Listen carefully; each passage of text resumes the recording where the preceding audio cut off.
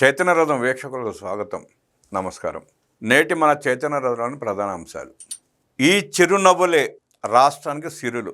ముఖ్యమంత్రి నారా చంద్రబాబు నాయుడు గారి పుట్టినరోజు సందర్భంగా తన సతీమణి భువనేశ్వరి గారితో కలిసి కేక్ కట్ చేశారు. జీవితంలో మరో ఏడాది పూర్తి చేసుకుంటున్న వేళ ఎప్పటికీ అండగా నిలిచే జీవిత భాగస్వామితో కలిసి నా ప్రయాణాన్ని గుర్తు చేసుకుంటున్నా.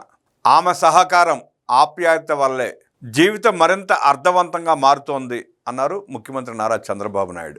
అన్న వితరణకు అన్నా క్యాంటీన్లు వేదిక కావాలన్నారు ముఖ్యమంత్రి చంద్రబాబు. సమాజంలో ఆర్థిక అసమానతలు తగ్గినప్పుడే నిజమైన ప్రజాస్వామ్యం సాధ్యమవుతుంది అన్నారు ముఖ్యమంత్రి చంద్రబాబు. అన్నదానం అన్నిటికంటే పవిత్రమైందని, ఇందులో ఎవరికి తోచిన విధంగా వారు భాగస్వాములు కావచ్చన్నారు. తన పుట్టినరోజు సందర్భంగా చంద్రబాబు విజయవాడలోని పటమట అన్నా క్యాంటీన్కు సతీమణి భువనేశ్వరి గారితో కలిసి వెళ్లారు. క్యాంటీన్కు అల్పాహారం నిమిత్తం వచ్చేవారికి దంపతులు ఇరువురు కలిసి వడ్డించారు. అనంతరం సీఎం చంద్రబాబు భువనమ్మ అల్పాహారం తీసుకున్నారు. ఈ సందర్భంగా చంద్రబాబు మాట్లాడుతూ, అన్న వితరణకు శక్తి మేరకు ఎవరైనా విరాళాలు ఇవ్వచ్చు. అన్నదానంలో అందరూ భాగస్వాములు కావాలని పిలుపునిస్తున్నా. ఎవరిని బలవంతం చేయడం లేదు. రాష్ట్రంలో ఏ ఒక్కరూ ఆకలితో బాధపడకూడదు. ఆంధ్రప్రదేశ్ అంటేనే అన్నపూర్ణ. దేశానికి అన్నం పెట్టిన రాష్ట్రం మన ఏపీ. అన్నా క్యాంటీన్లలో పేదల ఆనందం చూస్తే చాలా సంతృప్తినిచ్చింది.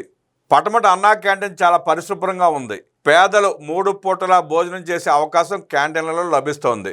5 రూపాయలకే మంచి ఆహారాన్ని ప్రభుత్వం అందిస్తోంది. ఆటో డ్రైవర్లు, ముఠా కార్మికులు, పేదలు బయట భోజనం చేయాలంటే 100 రూపాయల పైనే చెల్లించాలి.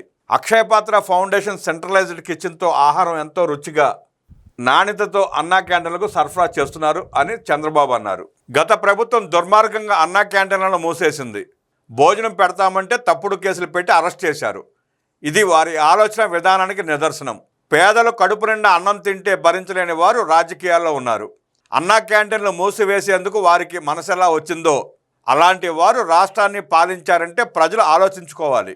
ప్రజాప్రభుత్వం వచ్చాక అన్నా క్యాంటీన్లను పునఃప్రారంభించాం.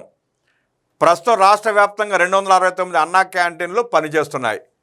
ఇటీవల 62 ప్రారంభించాం. మరో 5 క్యాంటీన్లు ప్రారంభానికి సిద్ధమవుతున్నాయి. గౌరవంగా పరిశుభ్రమైన ఆహారాన్ని తీసుకునేందుకు అన్నా క్యాంటీన్లకు శ్రీకారం చుట్టాం. భువనేశ్వరిని మనస్ఫూర్తిగా అభినందిస్తున్నాను. నా పుట్టినరోజు సందర్భంగా అన్నా క్యాంటీన్ల ఒకరోజు నిర్వహణకు 76 లక్షల రూపాయల విరాళాలను అందించి స్ఫూర్తిగా నిలిచారు.